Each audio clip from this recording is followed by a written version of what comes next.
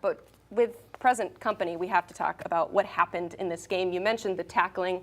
Did it just come down to defense? What lost in this football game? I think the defense and I think the start of the game. Florida State didn't really have that sense of urgency. A turnover here in the first half, and all of a sudden you look up, it's 14-0. Then they came back. I mean, I'd give the offense a ton of credit. Tommy Castellanos brought the team back. They were up 21-14. There was a very consequential touchdown right before halftime to tie it up. They just did not have that sense of urgency early in the game. And when you give a team, an underdog who's playing at home, that type of energy, that type of belief that we can pull this off, man, I really do think this is a tip your cap to Virginia. And Florida State's defense will get some deserved criticism. They got pushed around up front many times. But I do think this was a really good – I think Virginia is the most improved team in the ACC, and I think Tony Elliott and his team deserve a ton of credit. It was a pressure season for Tony Elliott. Yeah. He was backed into a corner. In the previous 2 off seasons, they took 13 transfers combined. More than 30 transfers on this team. Chandler Morris, of course, the most impactful in this win. This was a head coach who said, okay, we are going to do everything we can. We are going to spend everything we can. We're going to get the most talented players, and it's at quarterback, it's at wide receiver, it's at all the positions that made an impact last night. And after not even having a win against a single ranked team until last season, now Tony Elliott has a big top 10 win. Scott Stadium storming the field. He even got, you got to think about which end zone that you pick. He had Florida State going into the end zone that had the full hill of students. So, of course, there's the safety issue of the field storming, but there's the sound issue because the offensive line on that 4th down, a little bit slow getting out of their blocks. You know, Virginia putting the pressure on Tommy Castellanos. It just a good moment for a coach who I wasn't sure was going to be the head coach of that program for 2026. Now it looks like he's got things going in the right direction. That could have had an impact, too, on Deuce Robinson in the end zone, too. I got to cut in because obviously we're so excited that Chip is here. But we want to make sure that the audience realizes that it's not because Bryant McFadden just couldn't come in today because he was so upset and distraught after that loss.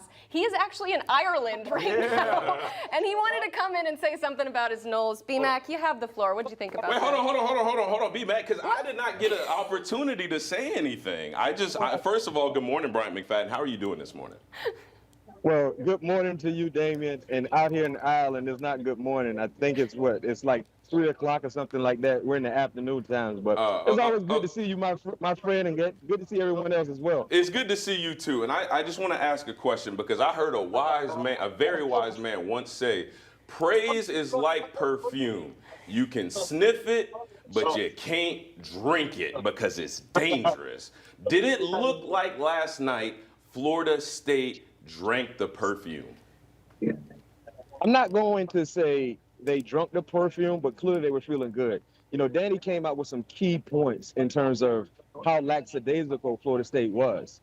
And when you're playing on the road in that type of environment for Virginia, that was like their national championship. That was like the ACC championship game, and they attacked that game as such in terms of how they played the game and their fans. So when you come out sleeping at the wheel lackadaisical, you give them added ammunition. They built confidence and they felt like they can fight. And then when Florida State got back into the ball game, by that time Virginia's like, no, we can run with these boys. We can play with these boys, and that made it a 4-quarter ball game. When you play on the road, you guys know this.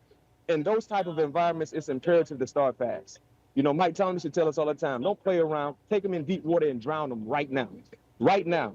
And I stated, I said like last week, you know, this was the most important game I felt like on Florida State's schedule, regardless of what happens against Alabama. Don't play with your food. Come out and take care of business. They didn't take care of business. They played around their food, made it a 4-quarter ball game, and Chandler Morris and his teammates found a way to win a ball game. And that was a huge signature win. You guys talked about Tony Elliott. I mean, a huge signature win for him in a much-needed opportunity. B-Mac, we were kind of having a debate here. Should they have gone for 2 at the end of regulation there? Yes. Yes. I was watching that game like it was almost 4 a.m. my time, and I stayed up. That's how much I love Florida State. And when we scored, I watched the game from my phone. I said, listen, we got to go for 2 here. I don't trust the defense. If they were not able to get the significant stops for 4 quarters, what makes you think they're going to get a stop in the overtime period?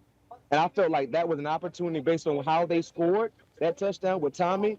Let's keep them on their heels. Let's go for 2 and get back to Tallahassee with a dub. All right, BMAC, sorry about the loss, but good luck to your Steelers on Sunday in Ireland. We appreciate BMAC You joining can us sniff here. it, but you can't drink it. I know. I will say he did call that. He had a tweet earlier this season saying that this game was one that they had their eyes on. All right, so we already talked about Florida State falling to Virginia, a massive, massive win though for the Hoos.